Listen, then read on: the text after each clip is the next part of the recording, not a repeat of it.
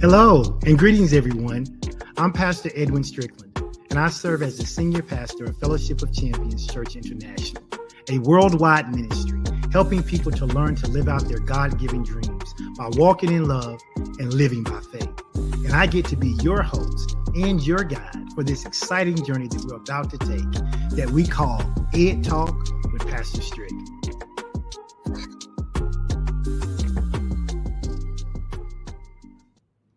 Hello, and welcome to another season of Ed Talk with Pastor Strick. Can you believe it? Season 3 is finally here. I am super duper excited about what's going to take place in this season. I hope you are too. For those of you that are coming in right now, I appreciate it. Listen, you know what I need you to do. We have been gone for about 60 days. And so I need you to go ahead and help me out with what I call a little social media outreach. That means I need you to help remind your friends, your family, your church members, your people, your co-workers. Let them know that Ed Talk is now live. We are back. We are getting ready to kick off season 3. And it's going to be an amazing time. Listen, while I have been off the last 60 days, I have been digging in and really studying and thinking about what I wanted to be able to share in season 3. And I am telling you, we have 12 amazing episodes, 12 amazing episodes that we're going to share with you between now and the end of May.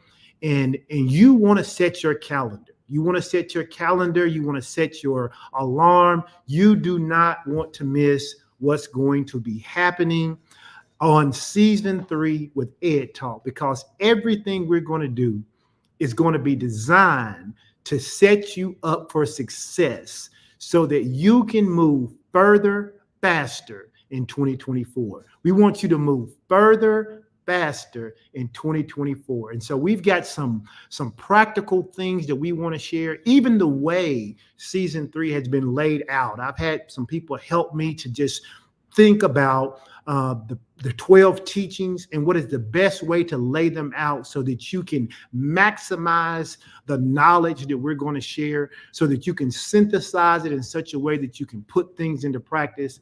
And I am telling you, I am excited to be back. So go ahead, tag your friends, tag your family members, let them know that we are live. We are live. We are live. And for those of you who are live, why don't you go ahead and hashtag in the comments and just hashtag the word live. You will know that you are live because you will be seeing the little red box in the upper left-hand corner of your screen. And of course, if you're catching this on replay, I like to know that too. So go ahead and hashtag the word replay in the comment section if you don't see the little red live box in the upper left-hand corner of your screen. As always, there are multiple ways to connect with me for Ed Talk. If you're a YouTube person, you can simply go to www.pastorstrick.com. Very easy to remember. It'll take you directly to my YouTube page. And I hope that you would click like and subscribe to that page. Even leave me a review if something I have said or done has been a blessing to you. Of course, if you're like me, I actually re-listen to my own podcast and other people's podcasts through various podcast platforms. And if that's you, you can go to www.pastorstrickpodcast.com. And when you get to that landing page, you can choose how you want to listen to it. iHeartRadio, Google, Spotify, Apple, whatever platform you enjoy listening to your podcast on, you can find Ed Talk with Pastor Strick there by just going straight to that landing page at www.pastorstrickpodcast.com. And then, of course, I always stream via my personal Facebook page, my professional Facebook page, and even our FOC Church Facebook page. So however you like to interact, however you like to engage, I have tried to make it possible for you to do so. And so I'm super duper excited to be here. Want to remind you that each Tuesday, noon Central Standard Time, unless otherwise stated, I will be back here for season 3, sharing with you what I believe are some necessary tools, some processes, some skills, and even some frameworks in which to take you and your life to the next level. And so we're going to come together every Tuesday and we're going to dive into spaces of knowledge, spaces of faith, and then talk about real world solutions. I am a practical kind of guy. You know, I love learning new things. I love finding out new processes and frameworks, but I also like to see how that applies to my life. And if that's you, I want you to know that you are in the right place. If you are looking to expand your knowledge base, if you're looking to uplift your soul, if you're looking to grow personally or even professionally, I want you to know Ed Talk is the space for you. It is the space for you. And so here's what we're going to be doing in the month of February. Let me go ahead and just lay it out for you so you can go ahead and get your schedule worked out so that you don't have to miss any of this, okay? In the month of February, we're going to embark on what I call a series called Build Better. Build Better. In the month of February, we want to take this time as season 3 kicks off, the first third of the season. We want to kick it off and we want to talk about how do we build not just our practices, but how do we build ourselves up so that we can become everything God wants us to be. And so in this series, there's going to be 4 singular transformative themes that we're going to talk about each week. Today, we're going to kick off week number 1. And in week number 1, we're going to be talking about how to build better habits. That is today's topic, how to build better habits. We're going to discover some strategies that I believe will enhance your concentration, your productivity, and get you to a place where you can start to see systematic improvements in not just in the way you do things, but actually in who you are as a person. And that is so important because when we talk today about building better habits, we're not just going to be talking about processes. We're going to be talking about how do you work on you so that you get better, so that then by happenstance, your behaviors get better.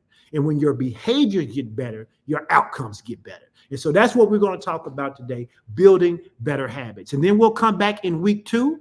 And in week 2, we're going to talk about building better focus. We're going to build better habits this week. And then next week, we're going to talk about building better focus. We're going to talk about some strategies that's going to enhance your ability to execute, to get things done. Most people have great ideas. They have great intentions. They have great zeal. But a lot of people lack what I call the skill of execution. And when you lack the skill of execution, most of the time it can be traced back to a lack of focus because you get distracted by other things. You start to think that the thing you want to do, you can't do. You start to think about all the problems of getting it done. And you go through all of these cycles of things rather than being focused on how to execute what you believe you should be doing. And so in week 2, we're going to talk about how to build better focus. And then week 3, when I told my wife about week 3, she laughed because she said this is going to be a very interesting topic. And she's right. But in week 3, after we've talked about building better habits and building better focus, we're going to come back in week 3 and we're going to talk about building better swagger. I know that sounds funny, but I'm telling you, it's going to be a great teaching. It's going to be a great teaching. Building better swagger. Why? Because I believe that some of you need an adrenaline shot to your confidence. You need a boost in your confidence level. And in this teaching, we're going to talk to you about how you need to learn how to walk into any room and take up space, create presence, and be all that God has called you to be. And it's going to seem a little different than some of the things you've probably seen taught before, but it's going to be a master class on learning how to own the room. And I'm telling you, most of you have not necessarily been systematically taught on how to own the room. Based on your personality, you may do it better than others, but there is a skill set There is a learned technique in how to be able to take up space, create presence, and be noticed without being arrogant, right? Without being a show off. And we're going to talk about how you do that in week 3. And then in week 4, we're going to finish up February, the last Tuesday in February, talking about building better resilience. You guys know it is difficult for me to teach any series of messages about self-improvement without including a teaching on resilience. Why? Because resilience is all about toughness. Resilience is all about learning how to bounce back from setbacks. Resilience is all about learning how to overcome life's disappointments, and not just overcoming, not just coping with life disappointments, but overcoming them, being better than you were as a result of the thing that happened to you. And so week 4, we'll be talking about how to build better resilience. So I'm telling you right now, you're not going to want to miss this. Today's lessons about building better habits. You're not going to want to miss it. You're not going to want to miss building better focus, building better swagger, or building better resilience, because this is our Build Better series. All right. Listen, I'm super duper excited. So let's get ready. Let's kick it off today. And let's start talking about how to build better habits. Now, let me say this.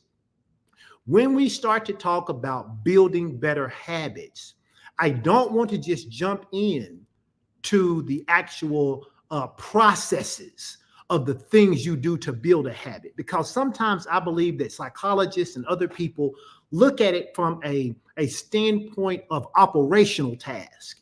And I don't want to just talk to you about the operational task. We will, but I want to set the stage for this entire series. And I want to set the stage for this teaching about building better habits from the standpoint that if you can build a better you, better habits will be the result of it. Let me say that again.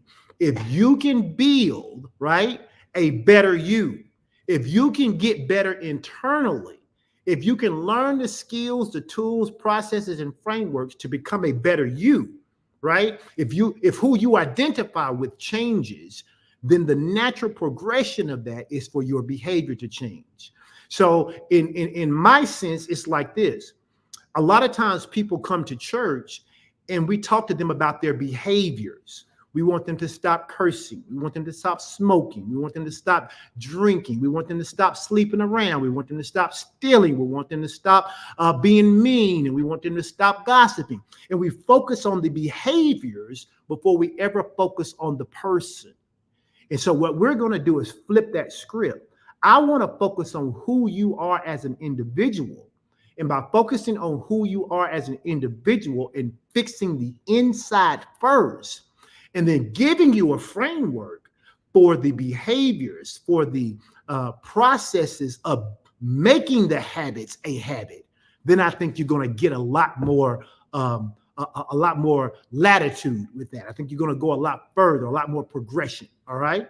And so then let's begin then to talk about building better habits. I believe the first thing we have to talk about, if we're going to talk about building better habits, is the actual role of identity in habit formation and change, right? There's a role that your identity plays if you're going to build better habits and if you're going to make changes to daily routines, the way you think, the way you process, the way you perceive the world, the way you interact with circumstances and situations.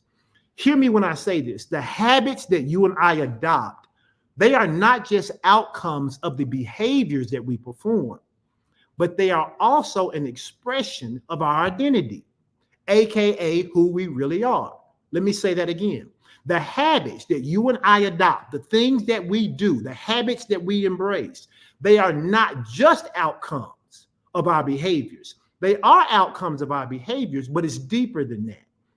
What it is they're actually expressions of our identity or who we actually really are. In essence, every action that you take is a vote for the type of person you want to become. Somebody put that in the comment section. Say, every action I take is a vote for the type of person I wish to become. I'll say it again. Every action you take, every action Edwin takes, right? It's not just a result of my outcome. It's actually an expression of who I am. And because it's an expression of who I am, it's actually a vote of the type of person that I want to become because my actions reinforce who I am. Now, when you begin to understand and when you begin to embrace this type of thinking, this perspective will shift you. And here's that word again, it's shifting you. It will shift you and your focus from what you want to achieve to who you wish to become. Hear me when I say this. I'm talking to you this afternoon about who you want to be, right? Who do you want to become, not just what you want to achieve. So many people, when they talk about habit formation and when they talk about change, they talk about it from the standpoint of what are your goals? What are your dreams? What are your desires? How much money do you want to make? Where do you want to live? Where do you want to send your kids to school? Who do you want to be in the community? And all of the habits are focused in on what you want to achieve. I'm telling you, it's got to be greater than that. It has to be greater than what you want to achieve. It needs to go to the depth of who do you want to become. Because if you can change and if you can get to the grassroots of who you want to become, your behaviors to be that will be an outgrowth. It won't be something that you're struggling to do. It won't be like, and you have to forgive me, I'm a school teacher, right? By trade. My first college degree is a degree in elementary education. So I have been formally trained to be a teacher. And when I was teaching my younger students how to do math, one of the things I never liked to do was to teach them these little nuances, right? Most of you, when you learned how to do double or triple digit addition, okay? I can almost guarantee you, if you're over the age of 30 and you're listening to me, they taught you that you started adding on the right-hand side of the three-digit number, right? If you had 100 plus 105, okay? They told you to add the 0 and the 5, okay? Or if you had 101 plus 109, they said you add the 9 and the 1 and you get a 10. Most of you were taught to put the 0 down and carry the 1. That was the language we used. What teachers weren't teaching kids is the idea of place value. They weren't saying that that number on the far right side represented the ones, okay? When you were carrying, you weren't actually carrying a 1, you were carrying a set of 10, okay? And then when you had to do it again, you weren't carrying another 1, you was carrying a 100, okay? What they do now is they actually teach kids to understand number sense.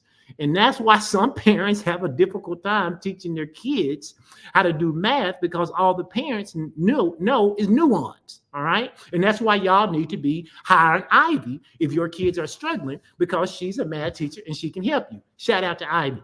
Now, let me just say this. What I want to do is I don't want to teach you a nuance about changing your behavior. I want to teach you how to understand who you are and who you would like to become. Because if I teach you that, then the behavior piece is easy. All right? The behavior piece is easy. So let me say this again. I want us to shift our focus from what we want to achieve to who we want to become. Because if we do that, we will make habit formation an integral part of our identity development. Amen? Now, the process of habit change always begins with the identity you want to adopt. If you read material and they do not talk about role identity, you can probably go ahead and close that book, because that book is probably going to be based on a bunch of nuances to get you to form a habit. But if it's not who you are, it won't be sustained. Okay? So the process of habit change begins with the identity you want to adopt. So in essence, what I'm telling you is that instead of focusing on what you want to do, instead of having an outcomes-based habit mentality, you need to start considering who do you want to become, which would be an identity-based habit, okay? I want you to have an identity-based habit formation process rather than simply an outcomes-based habit process. Why? Because this approach involves asking yourself a series of questions. And the more you ask yourself questions, the better you get to understand yourself. Think about it like this. Have you ever done something and then asked yourself, why in the world, come on somebody, did I do that? Why did I do that? You don't know why you did it. You did it out of habit. But if you knew who you were, then you would understand why you did it. And then it's much easier to make the change to either continue to do it or to change doing it. See, when you approach things like this, you begin to ask yourself questions like this. What would a healthy person eat? What would a wealthy person do in this situation? How would a productive or successful person start their day? See, when you begin to ask those kind of questions, it helps to form your identity. Once you form your identity and you ask yourself questions like, do the most successful people I know, do the most wealthiest people I know, do they spend copious hours watching television or scrolling on social media? It's a question you ask yourself. And if you find out that the most successful people that you know, the richest people that you know, they do not spend copious amounts of time on social media, and I'm not talking about building a business just on social media, arguing with people on TikTok aimlessly for hours. If they're not spending their time doing that, then you now say, okay, I want to be like them. And if I want to be like them, then my behavior must change. Because now I've changed my identity from being like somebody else to being like who I want to become. Stick with me. Habits, understand, are an evidence of your identity. Somebody type this in the comments if you're watching this live. Say, what I do tells the world who I am. What I do tells the world who I am. What I do tells the world who I am. Why? Because my habits are an evidence of my identity. Every single time you perform a habit that aligns with your desired identity, what you are doing is reinforcing that identity. For example, if you see yourself as a reader and you read every single night, you are not just reading. What you're actually doing is embodying the identity of someone who is a reader. It's the reason we tell people all the time, if you want to stop smoking, the first thing you have to do is identify yourself as a non-smoker. Once you begin to identify yourself as a non-smoker, then getting away from the habit of smoking becomes much more pliable for you. Understand, every habit performed, every time you perform a habit that is in alignment with the identity that you want to become, it serves as evidence to reinforce who you are. But the converse of that is true. If you say, I want to be a wealthy person, that's what you're saying. But if your habits align with you being a person who is broke, a person who doesn't budget, a person who doesn't consult God in their spending, a person who is not generous, if all of your behaviors line up with that, even though you say you want to be something different, your habits are reinforcing that you are broke, that you are stingy, that you don't manage, that you don't budget, and that you don't consult God in your finances. No matter what you say out of your mouth, your habits serve as a reinforcement tool for who you want to become.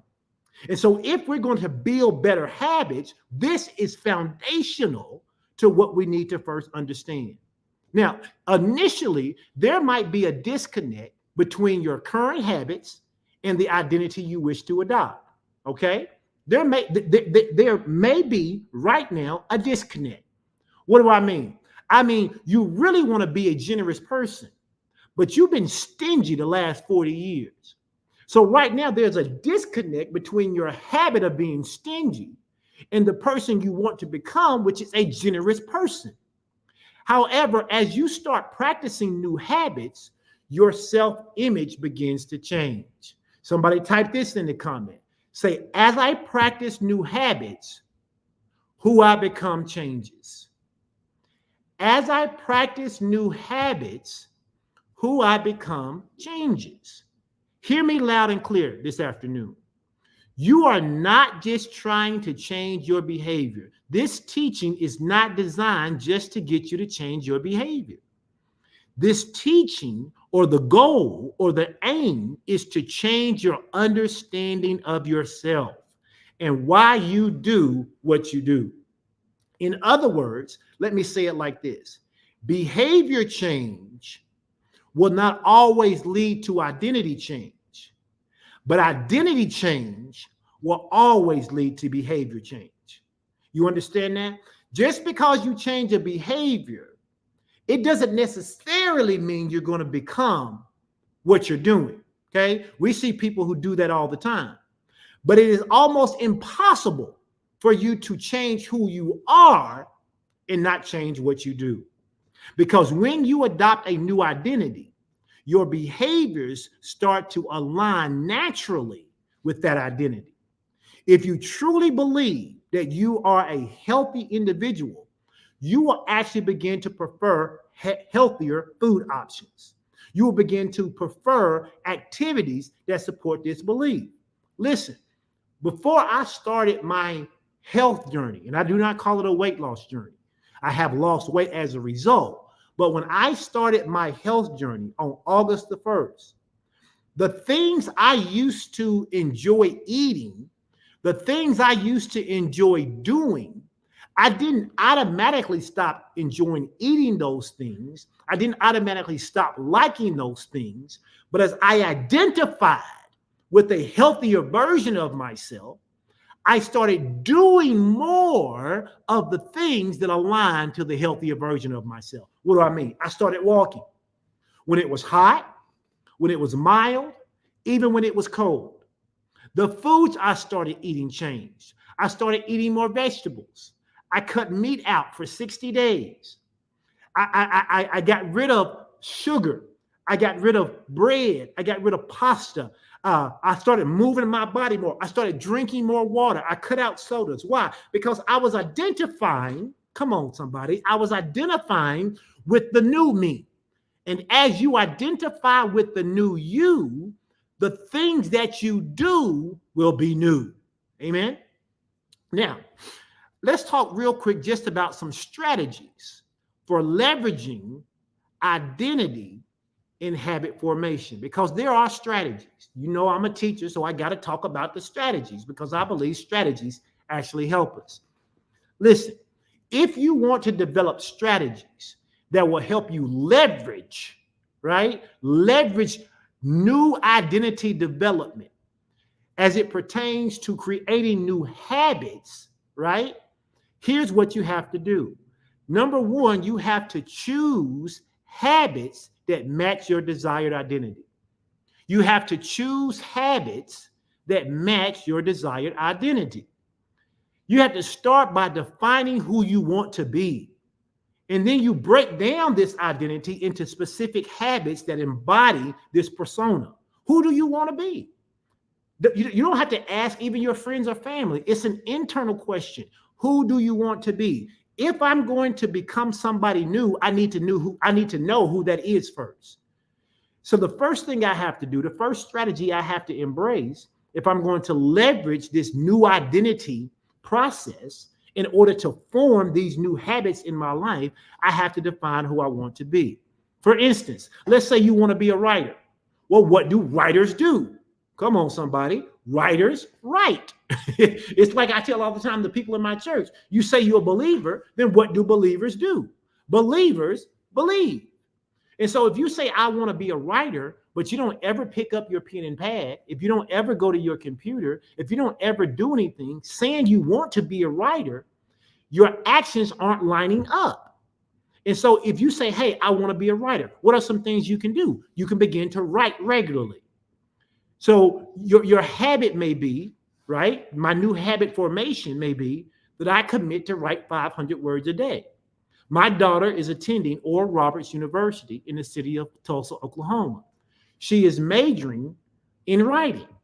And when she was home over the semester break, I said to her, you read a lot of stories, but if you want to be a writer, you got to start writing more.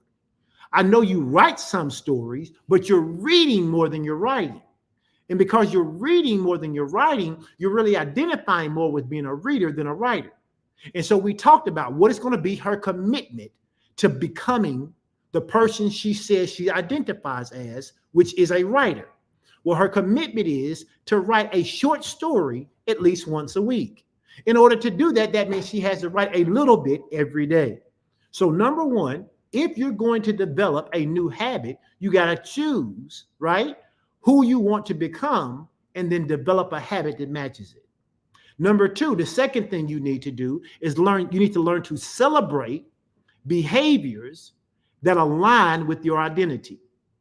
In other words, every time you perform a habit that reinforces your new desired identity, take a moment, pause and acknowledge it. Pause and acknowledge it. I said to Jordan, I said, hey, the first week may be tough because it's not something you've done before. But write a little bit of something every day. And when you get to the end of that week, I don't care if it's not but 500 words or 1,000 words, even if the story is not complete, celebrate the fact that you made a commitment and then did the thing necessary in order to become who you said you are. That's the question you can ask yourself today. Even if we don't even get through all of this today, you can ask yourself, am I doing the thing that would reinforce who I say I want to be? Because that's the thing you need to do first, and then develop that behavior and then celebrate it as you go. So you got to ask the question, who do I want to be? Okay. And then I have to start doing the thing that aligns to that. The second thing I have to do is give myself some grace and celebrate my journey. I got to celebrate along the way. Why do I want to celebrate along the way? Because when I take a moment to recognize my new habit, it begins to solidify for me my identity, and it makes the habit more meaningful, which means I get more satisfied by doing it. And the more satisfied I get by doing it, the more I'll do it. Okay? And then the third thing you have to do, because we're talking about what are the 3 strategies that we have to leverage in order to help us develop the new identity, so that once we develop the new identity, the behavior part becomes much easier. The third thing we have to do is we have to use identity to overcome challenges. We have to use our new identity to overcome challenges. When you are faced with challenges, or when you are faced with temptations or opportunities in which to give up, cave in, or quit, you have to ask yourself this question. And if you need to write it down, write it down. You have to ask yourself, what would someone with my desired identity do in this situation? What would someone with my desired identity do in this situation? One of the things you'll hear me say often, and my wife says it often as well, is that success leaves clues. Sometimes you have to find a role model who you don't even know. You might have to find a role model in a book. You might have to find a role model through a magazine article. You might have to find a role model through social media, on television. Maybe it's not even somebody you can touch, but you have to ask yourself, what would someone who has the identical same desired identity that I want to have, what would they do in this situation? That is the reason that Kobe Bryant used to get so irritated by even other professional basketball players. Let me help you. Kobe felt like he always had the ability to become better. Kobe identified, whether you like him or not, as a winner. Kobe would score 50 points and ask himself the question, what would someone do if they wanted to consistently score 55 points? And then he would find people who had consistently done what he wanted to do. He would study them. He would identify with them and adopt those kind of behaviors. So when he had teammates who said they wanted to be the best players in the world, but yet they came into training camp overweight, they didn't stay after the game to practice. They didn't show up early at the gym and put in practice that wasn't required. When they partied all night and they didn't eat the right foods and didn't do the right exercises, it bothered him. Why? Because for him, he heard them saying they wanted to be something, but their behaviors didn't line up to who they wanted to be. And so then when they were faced with certain challenges, they weren't able to overcome it. Kobe understood that he had to use his identity to overcome challenges. So he would ask himself, what would someone with this chosen identity that I want to have, what would they do in this situation? Why is that such a powerful question? Because the reframing of that question can help guide your decisions and behaviors in challenging times, in those challenging moments that we are then assured that life are going to throw at us. Because if one thing life is going to do, life is going to life, right? Life is going to life. So now that we've spent our time talking about this, now I can throw at you, right, a couple of processes, a couple of things that you need to do in order to develop this new habit, okay? So let's talk about this idea of understanding what's known as atomic habits. I did not make up the word atomic habits, but there is a book out there by a gentleman by the name of James Clear, and he wrote a book called Atomic Habits. I don't make any money if you read the book or anything, but it's a good book. It's a good book about processes, okay? I wanted to talk to you about changing your identity first, but as you begin to understand that part, then you can get into some of the things that he talks in here about atomic habits, right? Because one of the things that he does, and I read his book, and interesting enough, the book actually encapsulates his philosophy about making small incremental adjustments that help us change what we can do, okay? I wish he dealt more with the identity piece because I believe that most people walk away from a book like Understanding Atomic Habits and they run off to implement these things. But the problem is it has no sustainability because they do not connect this idea of changing who I am inside so it matches on the outside. They're trying to change the outside and hoping that the outside will be enough, not understanding that who you are will ultimately always outweigh what you do, okay? But let's talk a little bit about what he defines in the book. In the book, he defines atomic habits, and he says that they are small incremental changes that we make in our lives that though they are seemingly insignificant on their own, they serve as a powerful force for personal transformation. I do not disagree with that. When we begin to talk about habits, some people want to change the world. They want to change everything about them at one time. But even if you think about how they build a house, they don't build a house in one step. There's process, and I don't care how small or how big the house is, there are processes to building that house. One of the first things they have to do is they have to lay a foundation. Well, even before they can lay a foundation, they have to do what's called site preparation, right? And even before site preparation, you have to do plans of what that site preparation is going to be.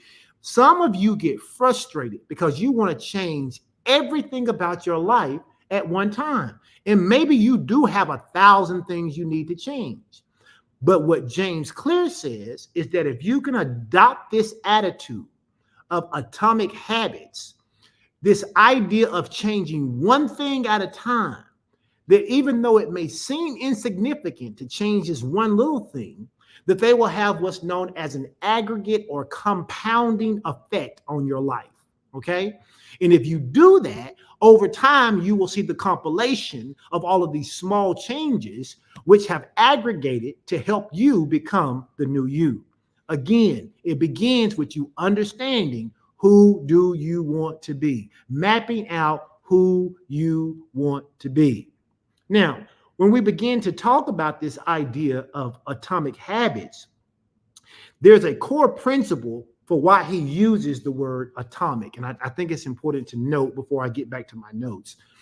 He talks about atomic because what he says is that these atomic habits don't necessarily produce immediate results, but what they do produce are long-term outcomes that generate through a compounding effect. And he uses the word atomic because they're small. Okay, this idea that atoms are like building blocks. We all know, we've been to school, we all matriculated, we understand that everything that we can see and touch and is made up of matter. Okay, and that matter is made up of millions, billions, trillions of atoms. And when those atoms come together that you can't even see with the naked eye, that as they come together, they form something that you can see. And so that is the idea behind this concept of atomic habits. It says that if we can implement them, that we can make marginal gains in a tiny positive way. And that when we aggregate them together with other small improvements, that it leads to significant enhancement and a competitive advantage. That's why we're starting off season 3. We're talking about building better habits, because we want to build from here to talk about building better focus and execution next week. And then we're going to talk about how to build better swagger so that when we show up in various spaces, we bring that focus and we bring those habits with us. And then we're going to finish up the series by talking about building better resilience, because even the best laid plans don't always come out exactly the way we plan. And so James Clear talks about this, and he gives an example, if you read the book, about the British cycling team. For those of you who read the book, you'll know what I'm talking about. For those of you who haven't, spoiler alert. Okay, but he talks about this British cycling team who had seemingly for years underperformed. Okay, they had the talent. It seemed like they should have been doing much better as a team, but they kept underperforming. They were mediocre. They were mediocre at best. Right? They had a lack of any significant victories, and they just couldn't figure it out. And so what they did.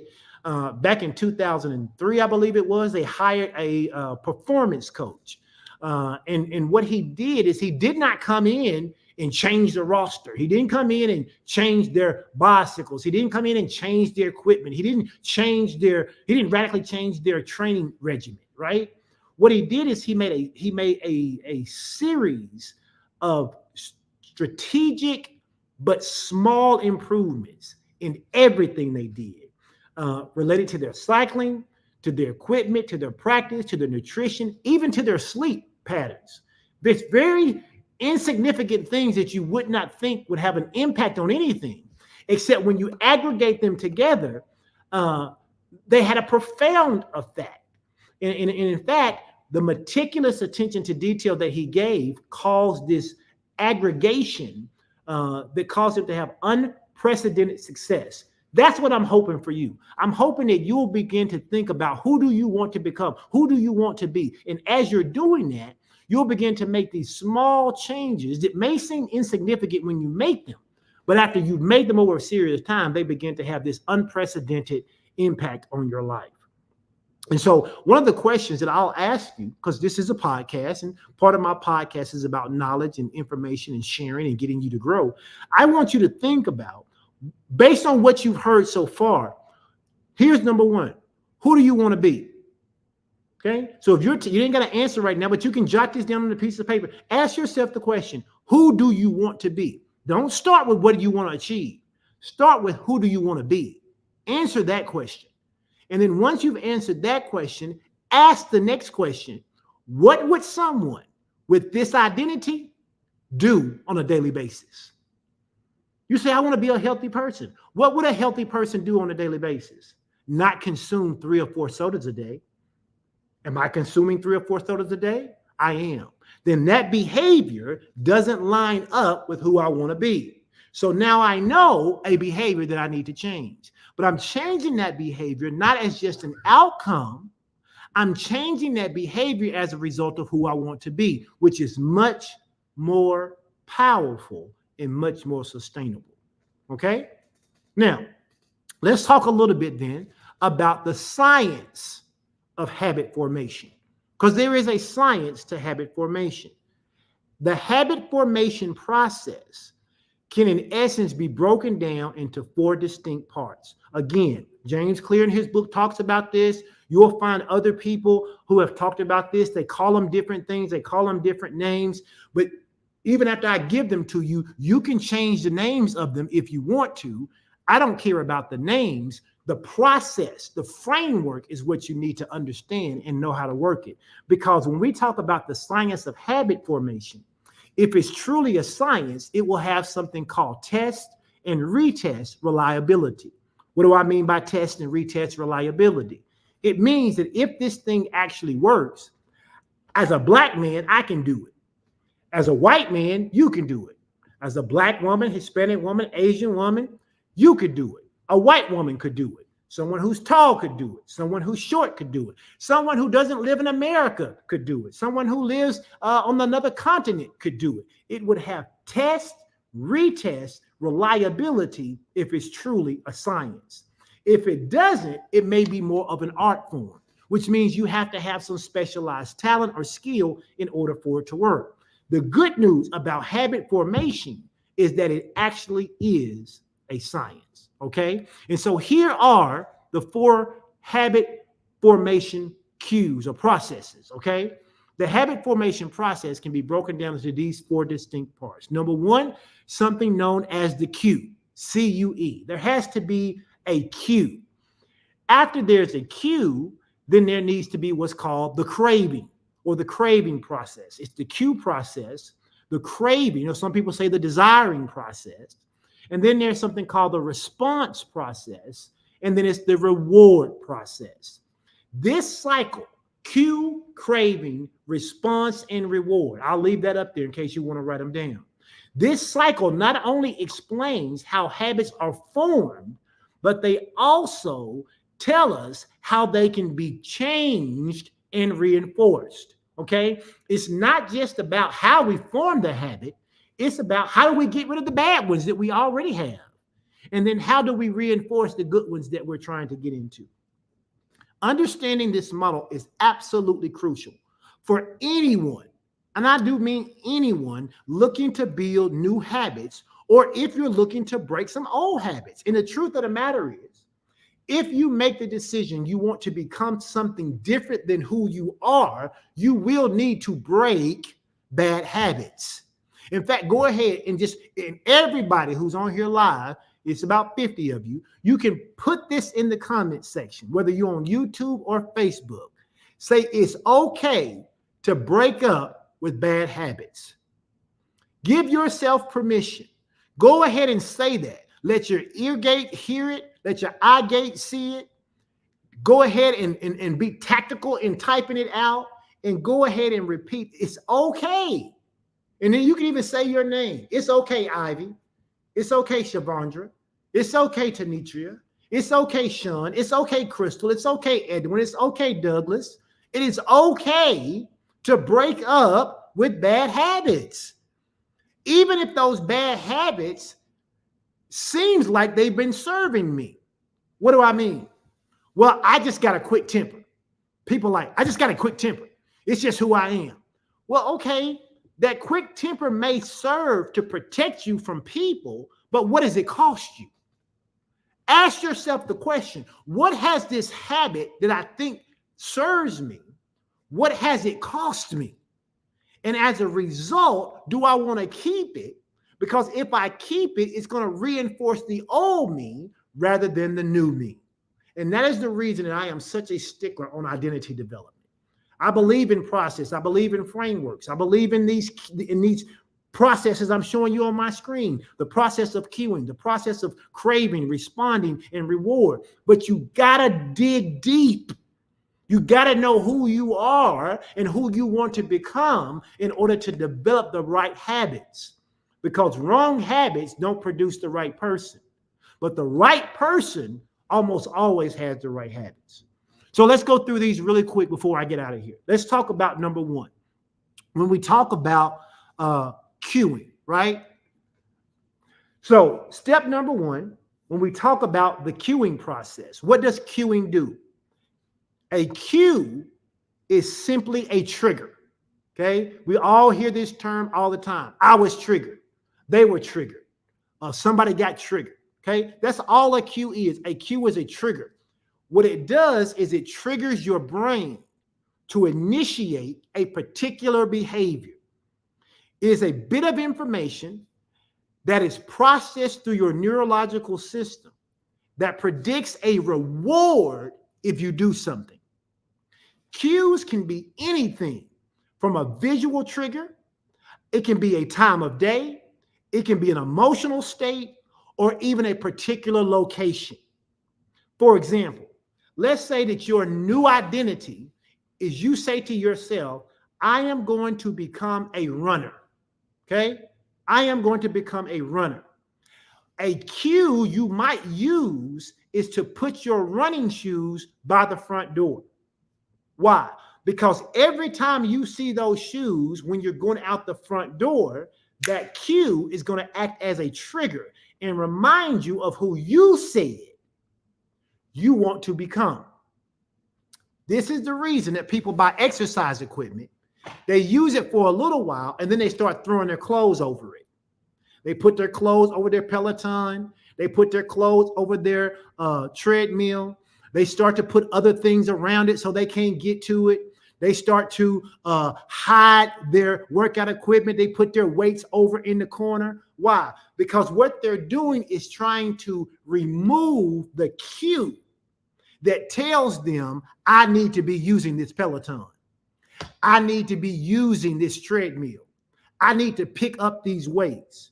And so if you're going to form a new habit that's going to reinforce and match who you say you want to become, you must initiate cues. You must have triggers, those things that help you to become who you say you want to be. The second thing is what they call craving. Okay, what are craving? The craving process. Cravings are simply the motivational force behind the habit. What's your reason for the habit? We said we wanted to become a runner, right? So we took our running shoes and instead of having them upstairs in the back of our closet, we take those running shoes, we bring them downstairs, we put them by the front door. At least when we see them, we know why they're down there. Now, you may not automatically start running that day, right? But that cue is there. It's working on your subconscious. Every time you see, you're like, why are these running shoes down here? Oh, that's right. I said I'm a runner. Man, I need to go run. You might find an excuse not to do it, but at least the cue was there. The cue is the starting point, which is why you have to move beyond the cue to what's called the craving. Because without some level of desire or some craving to do what the behavior is calling you to do, then you have no reason to act on it. Because in reality, you can leave those running shoes by that door for a month and never run. You like, oh yeah, I need to run. I see them. Oh yeah, I need to run. I see them. Man, them shoes been sitting down there. Man, I need to get the cobweb off these shoes. They've been sitting down there for a long time because you set up the cue, but did you develop the craving? Because the craving is the motivational force behind the habit. And without some level of desire, without creating some craving, then you have no reason to do it. Now, hear me. Cravings differ from person to person based on their goals and experiences. I am going to use my craving, all right, that helped me launch my health journey. And again, I don't call it a weight loss journey, even though I've lost weight. My cue was, I am getting ready to start going on vacation with my wife because our kids are going to all be in college 1 year from when I started this health journey. Okay. I started August the 1st of 2023. August of 2024, my youngest daughter is going to go to college. Okay. That was my cue. My cue was her senior year. Every day was one less day that she was going to be in high school. That was my cue that I needed to look different. I needed to be healthier. Okay. Here was my craving. I started looking at myself naked in the mirror. Okay. Now, I ain't trying to put no images in nobody's mind, but I got to give you the understanding. All right. I apologize. But my craving was, do you want to look like that? Or do you want to look like something else? I have an image in my head of what I want to look like, and it's not currently lining up with what I see when I walk by this mirror. And so my craving, my motivation was that I got to eat better, I got to move my body, and I got to do the right things because I want this new identity I have to be lined up with what I see. But your craving may be different. Your craving may be based on your goal. Your craving may be based on what you want to accomplish. It may be based on what you want to do, but you need a craving. You need a why. So I told you earlier, ask yourself the question, who do you want to become? Ask yourself, what's the why? What's your why? Why do you want to become it? And then what is the why for what you're willing to do to stay there? So I got to have a cue. I got to have a craving because the craving is my motivational force. And then number 3, what's going to be your response?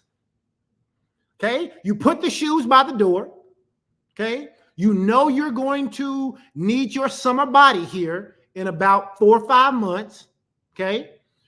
Your mirror currently tells you you are in winter mode. You are not in summer mode. All right. You are in winter mode and you want to get out of winter mode and you want to get past spring mode into summer mode. So that is your craving. That is your why. Okay. But now what's going to be the response? The response has to do with the actual habit itself, which can be a thought or an action, but it needs to be something that you actually do. Whether the response occurs is going to depend on how motivated you are and how much friction is associated with the behavior. My God, let me say that again. Whether your response actually occurs or not is going to depend, watch this, so much on your internal motivation and how much friction is associated with the behavior. Hear me when I say this. Most people do not change until the pain of remaining the same has become greater than the pain of changing. Let's take a Selah moment because I really want you to hear me. Most people do not change almost anything in their life until the pain of remaining the same, okay, becomes greater than the pain of changing. I've seen people and I've known people who went to the doctor and the doctor told them that if they didn't do X, Y, and Z, they wouldn't have but a few years to live. And they still didn't change. They have some catastrophic event happen in their life, and then they were in the hospital and they almost died. Now they're willing to do what the doctor said. Why? Because that pain point that was associated with staying the same, it's now greater than doing what the doctor told them to do. And I'm saying to you that you don't have to get into that state. You can develop a response state. You can say, I put my shoes by the front door. I want to have my summer body. My response is that I made a commitment to myself and I will not I will not renege on that commitment to myself.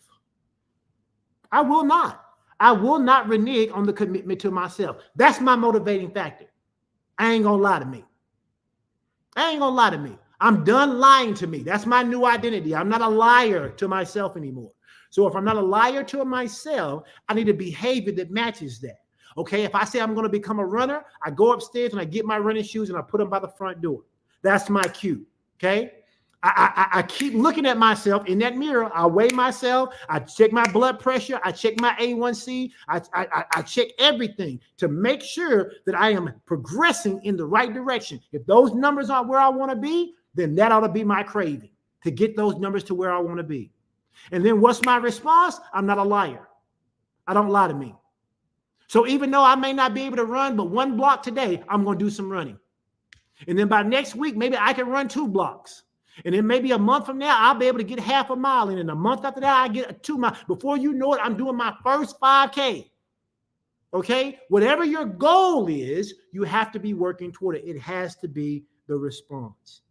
And then number 4, because this is a four-part process, right? That's right, Crystal. Got to stop lying. We got to stop lying to ourselves. That's right, Angela. We got to stop that. We cannot renege on our commitment to. In fact, somebody else needs to type that in the comment section. I know we're right at an hour, but you need to type that in the comment section. Say, I will not renege on my commitment to myself. That's one of the greatest habits you can form. Form the habit of not lying to yourself and form the habit of not reneging or cheating yourself out of greatness. All right. And then number 4, because this is the process, right? This happens like this. It's part of my neural pathway. It's happening quick. It's happening like this. It's happening really fast. I got a cue. I understand it after my cue. Then I got to go to my craving. After my craving, then I got to have my response. And my response is so important. My response is so important. And then after our response, here's the last thing, the reward. I have to learn to reward myself. Why? Because rewards are the end goal of every habit. Me having better health is the reward of me beginning my health journey. Losing weight, getting my BMI under control, getting my cholesterol under control, getting my blood pressure under control, not having diabetes, even the improvement of my eyesight, all of those things are a result of this journey, but the reward is better health because that's why I started the journey, okay? Rewards satisfy your craving and ensure that the habit loop is a worthwhile endeavor and will continue. The habit loop. What's the habit loop? Cue, craving, response, reward. Cue, craving, response, reward. Cue, craving, response, reward. What I am doing is developing this neurological habit loop. And I'm telling myself, my new self, this is a worthwhile thing. My wife laughed at me one time because it was 38 degrees and I put on all of these layers to go walking. And she said, "You're serious about walking?" And I said, "Yes." I said, "You're serious about walking too. I just happen to be serious about walking outside." And so I walked in 38-degree weather. Why? Because that thing was so in me, even though it was cold, I was not going to be happy unless I got those 6 miles in outside. The 38 degrees didn't matter anymore. Oh my God. I wish you would realize that when you get into this system, some external things that have held you back, they won't matter anymore because you'll be set up in this system of a cue, of a craving, a mega response, and then having that reward. Rewards can vary in their form, but they are essentially a thank you to yourself for learning and practicing a new habit. Now, here's what I tell people all the time. People used to ask me, they say, "Well, how often do you reward yourself with a cheat meal?" I would say to them, I don't understand the question. Now, I wasn't trying to be obnoxious, but I was trying to make a point. I know what people mean when they say a cheat meal. They mean a meal that is off of your eating plan. But here's what I tell people. If your eating plan represents the new you, why would you cheat you? I don't need to have a cheat meal when there are other things I can give myself as a reward that does not derail what I'm working on and who the new me I say I am. Okay, I'm gonna let you sit with that one for a minute. I'm gonna let you sit with that for a minute. See, I don't need a cheat meal. The new me doesn't need a cheat meal. The old me used to eat a pint of ice cream. The new me will take some blackberries and a small amount of fat-free whipped cream. It gives my brain the same sensation. Why? Because I trained myself to like it as much as I like ice cream. So I don't need to cheat myself. So a reward is not a reward if it's designed to derail or contradict with who you say you are. Oh my God. Woo. I don't get to say I'm celibate and I'm saving myself until marriage. But because I've been celibate for 6 months, I now go out and have sex because I rewarded myself. No, what you've done is derailed yourself. I don't get to say, well, I'm not going to drink alcohol anymore, but because it's my party, I got to turn up this one time. No, you're derailing who you say the new you are. That's going to be tough for people because people don't like that kind of language. They don't like that kind of accountability with themselves. But if you want to develop and form a new habit, a reward cannot be something you give yourself to derail who you are or who you are becoming. See, for instance, let's say that you feel great and you feel energized after this run we've been talking about. You put the shoes by the door. You looked in the mirror. You know why you need to do it. You've made yourself go do it, even if you couldn't do it as far the first time. Now you're running miles now, months into this. And you say, you know what? Once I'm able to run 5 miles, which was something that I was working up to. Once I ran 5 miles, you know what my reward was? I gave myself 4 ounces of apple juice. That was my reward. Somebody says, what? Yeah, because apple juice was not something that was on my daily list. It's something I could have, but it's something that I couldn't eat every day because of the way my body particularly processes juice or fruit. So after I ran my 5 miles and I got to the point where I could actually run 5 miles without stopping, once I got back to that point, I gave myself 4 ounces of apple juice. And it was delicious. It was amazing. It was good. And you know what I didn't do? Go back to drinking apple juice every day. So you got to give yourself something that's not going to cause you to, as people in AA say, fall off the wagon. I can't fall off the wagon. I got to reward myself with things that do not work against my goal. Why? Because I'm trying to create the endless feedback loop of habits. That's what I'm trying to create.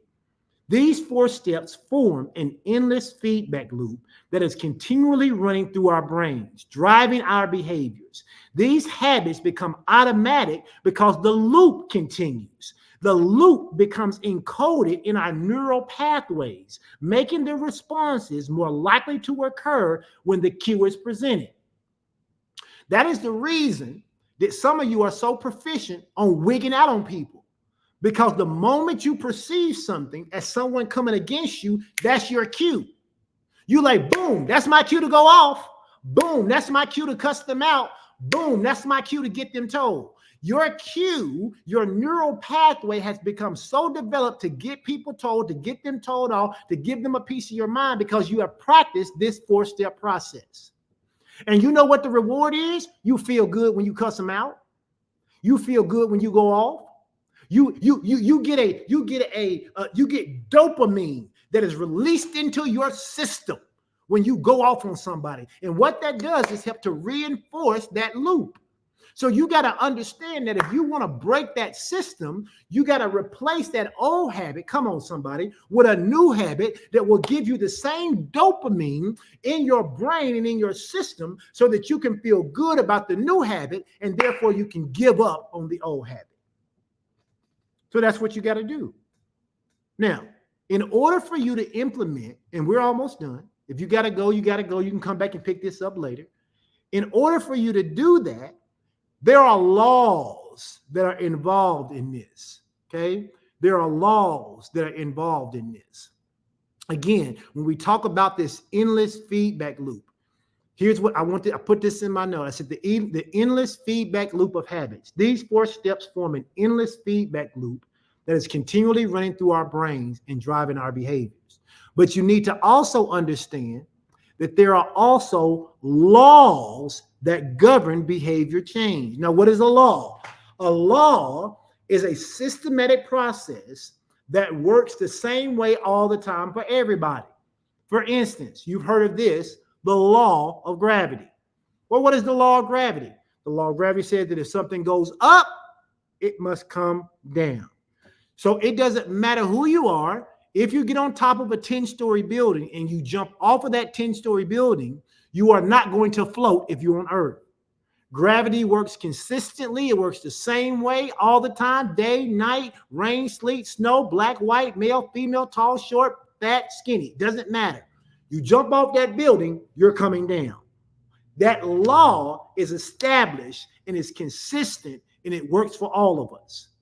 So what are the 4 laws that we need to look at then, if indeed we are going to be able to implement this cue, this craving, this response, and this reward process into our lives in order to build better habits? Here's what you're going to have to do. The first law is you got to do something known as making it obvious. Okay? You got to make it obvious. The second law is whatever the new habit's going to be, you got to make it attractive.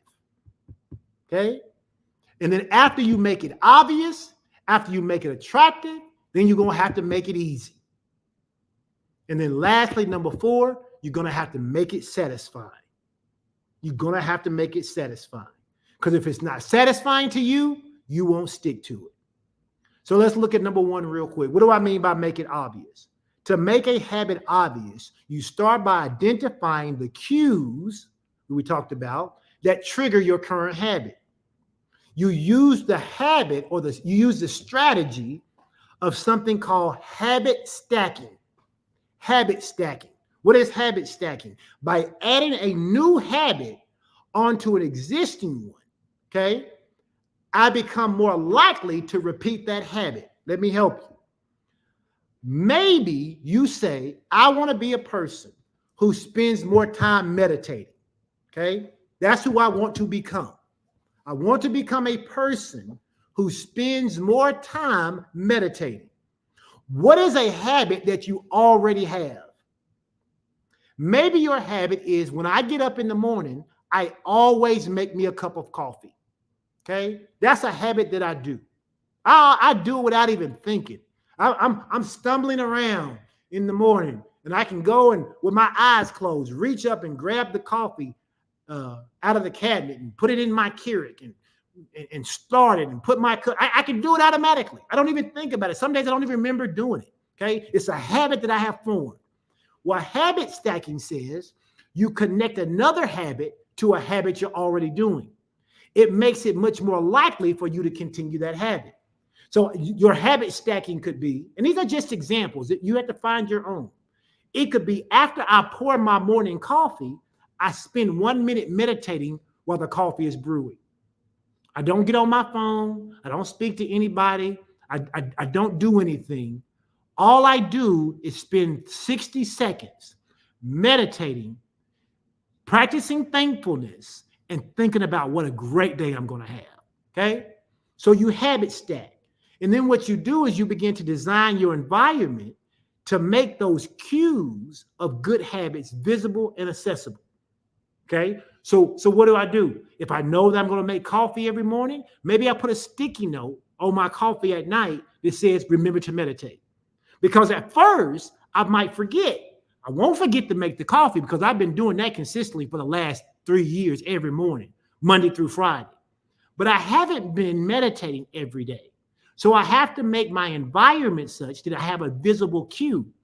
And so I take a sticky note and I write the word meditate and I stick it on the coffee Keurig, right? Or near the stove or somewhere. I mean, you have to be safe about it. You don't want it to burn, but you put it somewhere so that when you get ready to make that coffee in the morning, you have a visible cue.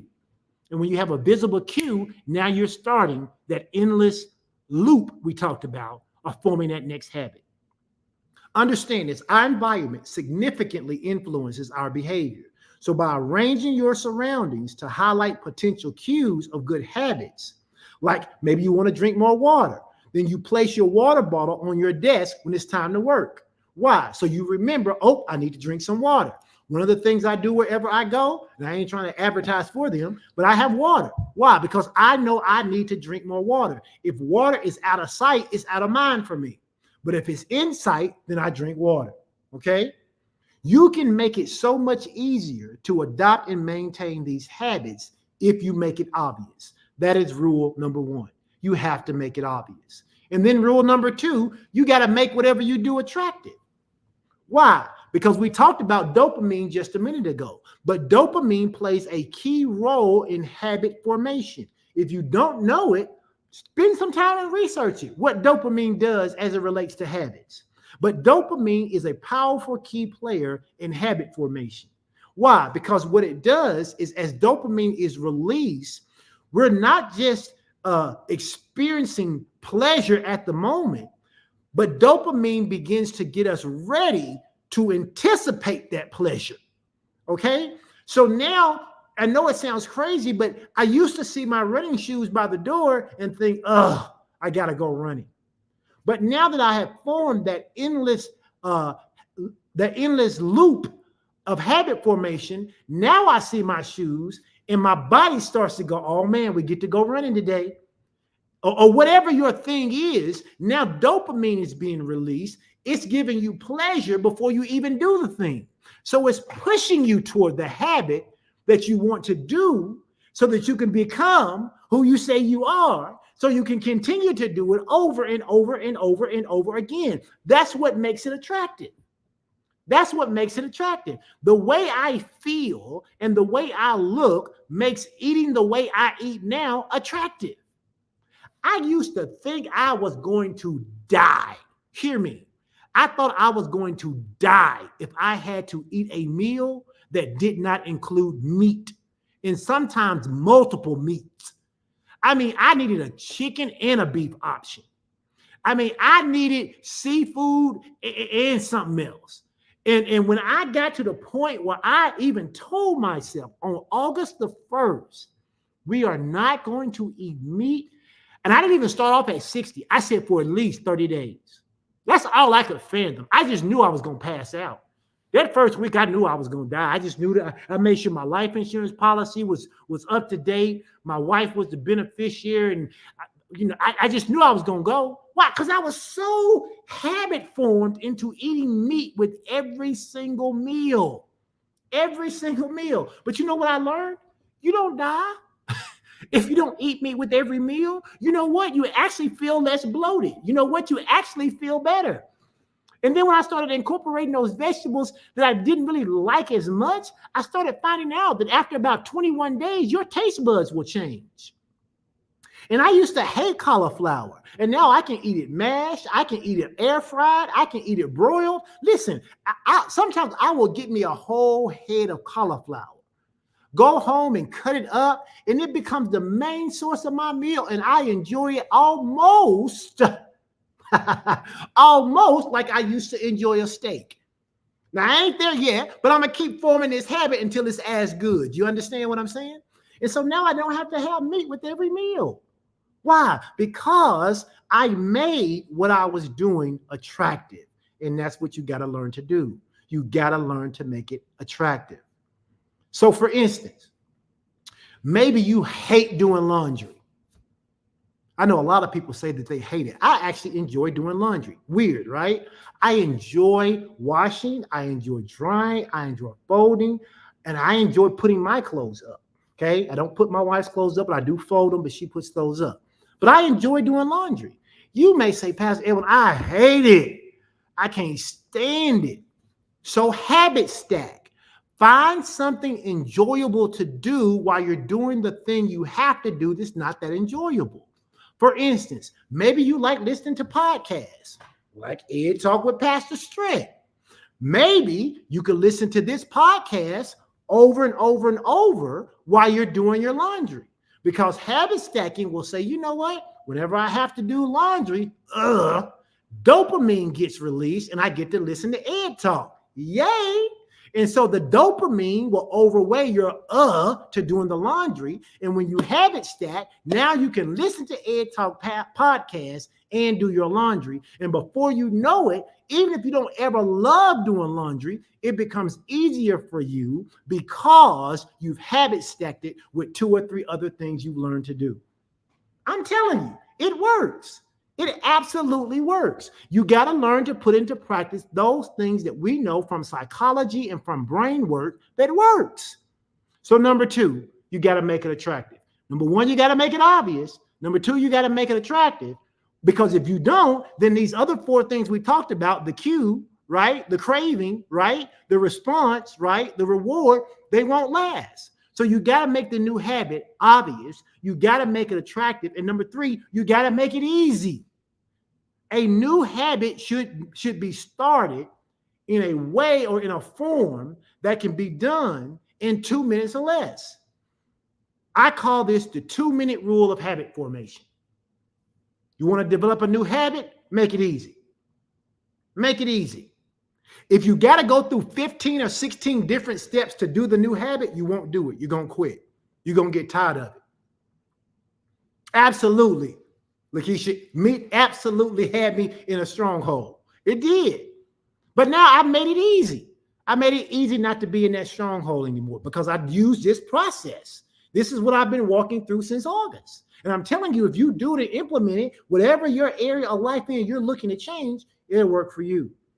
Why do I like the 2-minute rule for habit formation process? Why do I like it? Because this rule helps to overcome the initial resistance that we all have to a new behavior by making it so easy that it's hard not to do it. Let me say it again. I love this rule because what this rule does for me and what it'll do for you is it helps us to overcome the initial resistance we have. And we have to admit we are initially resistant people when it comes to change. When it comes to change. When it comes to change, I don't care what it is, we are resistant to change for the most part because we don't want to have to develop a new habit. Because even bad habits have been formed neurologically, and even bad habits give us dopamine. And so we don't want to change. We don't want to do something new. It's the fear of the unknown. So if we're going to form this new habit, we got to make it obvious. We have to make it attractive, and we have to make it easy. Why? Because this 2-minute rule overcomes the initial resistance that we have to the new behavior we're trying to develop. And what it does is it makes it easy for us when it's actually a hard thing to do. Over time, what happens is these 2-minute starters, especially if you combine them with habit stacking, they evolve into a more comprehensive, naturally occurring habit, which becomes a skill in your life. But the key to building new habits is repetition, not perfection. The key to building new habit is repetition, not perfection. The more you do it, the more you'll build a habit. You don't have to be perfect every time you do it. Starting small and focusing on consistency is the key. That's what James Clear's book is all about.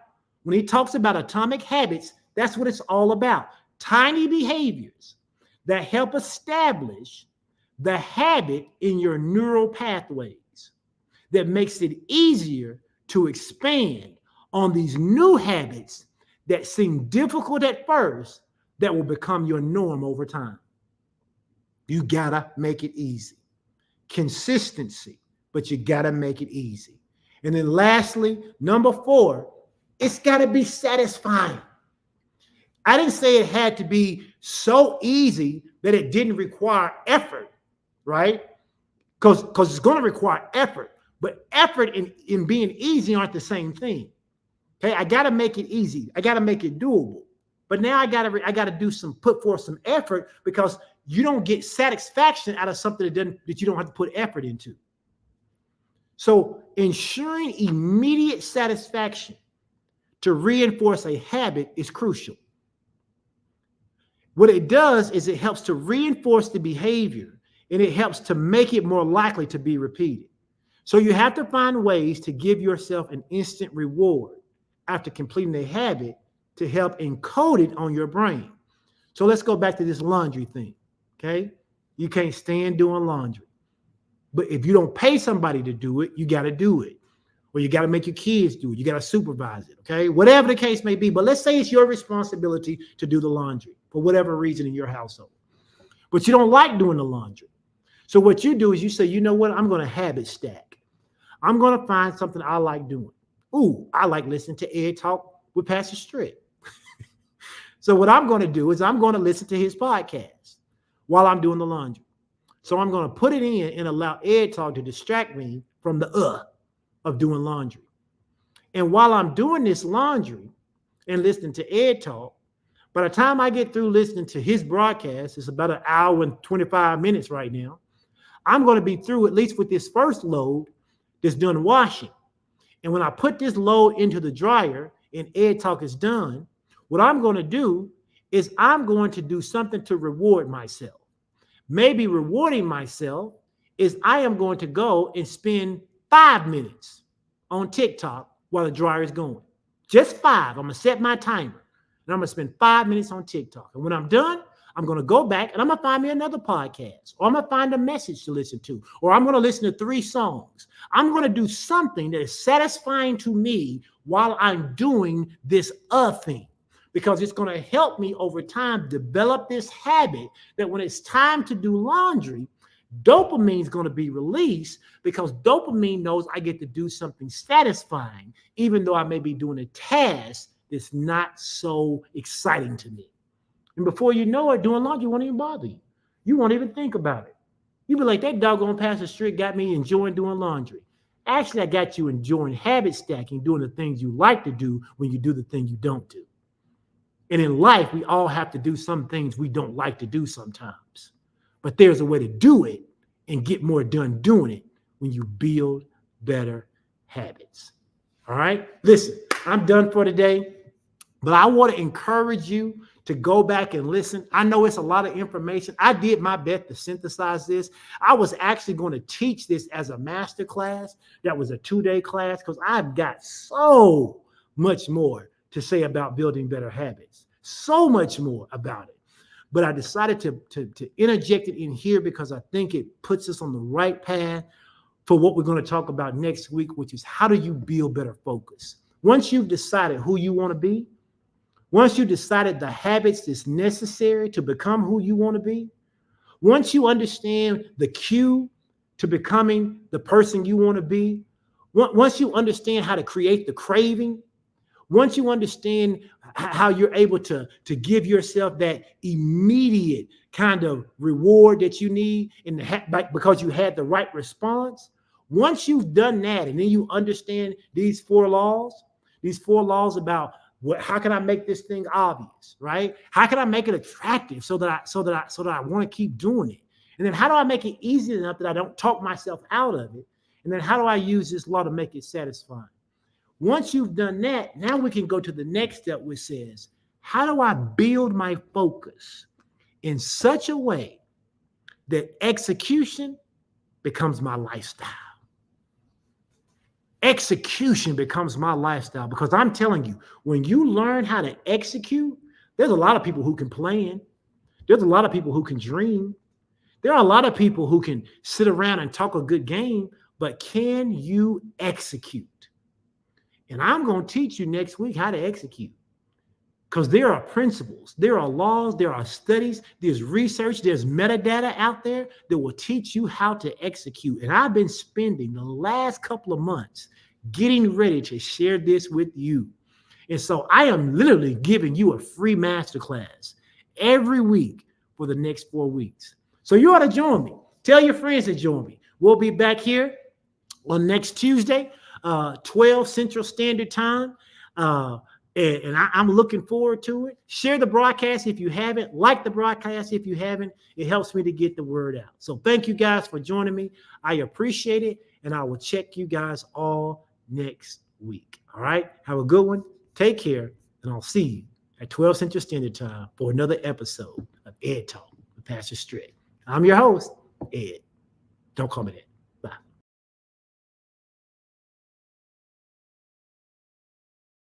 Bye.